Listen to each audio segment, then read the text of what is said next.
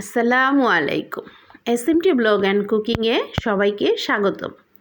যারা আমার Facebook page থেকে দেখছেন তারা আমার পেজটিকে লাইক ও ফলো দিয়ে পাশে থাকবেন, আর যারা আমার ইউটিউব চ্যানেল থেকে দেখছেন তারা আমার চ্যানেলটিকে সাবস্ক্রাইব করে পাশে থাকা বেল আইকনটি বাজিয়ে দিবেন। তাতে করে আমি ভিডিও দেওয়ার সাথে সাথে নোটিফিকেশন আকারে চলে যাবে। আর যারা অলরেডি সাবস্ক্রাইব করেছেন তাদেরকে জানাই অসংখ্য ধন্যবাদ। আজকে আমি রান্না করব চেলা মাছের শুটকি।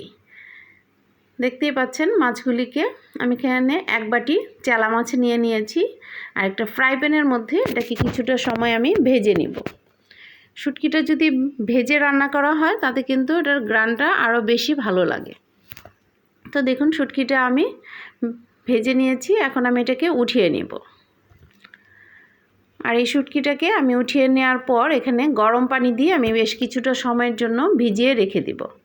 একটা ফ্রাই প্যানের মধ্যে বেশ কিছুটা সরিষার তেল দিয়ে দিয়েছি। 1 কাপ পরিমাণ রসুন কুচি আর 2 কাপ পরিমাণ পেঁয়াজ কুচি দিয়ে দিলাম। শুটকি রান্নাতে কিন্তু পেঁয়াজ রসুনটা অনেক বেশি দিতে হয়, তাহলে এটা খেতেও বেশ ভালো লাগে। তো পেঁয়াজ রসুনটা দিয়ে আমি কিছুটা সময়ের জন্য ভেজে নিয়েছি, আর অল্প একটু আমি লবণ দিয়ে দিলাম। তাতে করে পেঁয়াজ রসুনটা খুব দ্রুত নরম হয়ে যাবে, আর শুটকিতে কিন্তু একটু লবণটা কমই লাগে।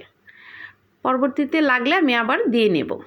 শুটকিটাকে আমি ভালোভাবে ধুয়ে নিয়েছি। এখন আমি পেঁয়াজ রসুনের সাথে শুটকিটাকেও কিছুটা সময়ের জন্য ভালোভাবে ভেজে নিব। মশলাটা কষানোর আগে যদি শুটকিটা দেওয়া হয় তাতে কিন্তু এই রান্নাটা আরও বেশি ভালো হয়। দেখুন মাছটা অনেকটা সময় ভেজে নেওয়ার পর আমি এখন এখানে হলুদ দিয়ে দিলাম 1 চা চামচ, আর মরিচ গুঁড়াও দিয়ে দিলাম 1 চা চামচ। অল্প একটু পানি দিয়ে আমি মশলাটাকে ভালোভাবে কষিয়ে নেব।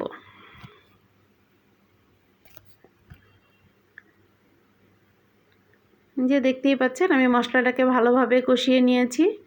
এখন আমি আবারও বেশ কিছুটা সময় পানি দিয়ে এটাকে ঢাকনা দিয়ে ঢেকে রান্না করে নিব। শুটকিটা একটু শক্ত হয়, তাই এটাকে ঢেকে কিছুটা সময়ের জন্য রান্না করে নিলেই দেখবেন এটা নরম হয়ে গেছে।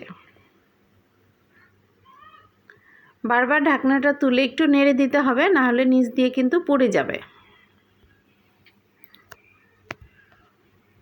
তো দেখতেই পাচ্ছেন আমার রান্নাটা প্রায় হয়ে এসেছে। এখন আমি এখানে 3-4টি কাঁচামরিচ ফালি দিয়ে দিলাম, আর শুটকিটা একটু ঝালঝাল হলেই কিন্তু বেশ ভালো লাগে। আমার রান্নাটি যদি ভালো লেগে থাকে প্লিজ একটা লাইক করে দেবেন, কমেন্ট করে জানাবেন কেমন হয়েছে, ফ্রেন্ডস অ্যান্ড ফ্যামিলির সাথে শেয়ার করে দেবেন। এই তো আমি শুটকিটা পরিবেশন করে নিয়েছি। সবাই ভালো থাকবেন। আল্লাহ হাফেজ।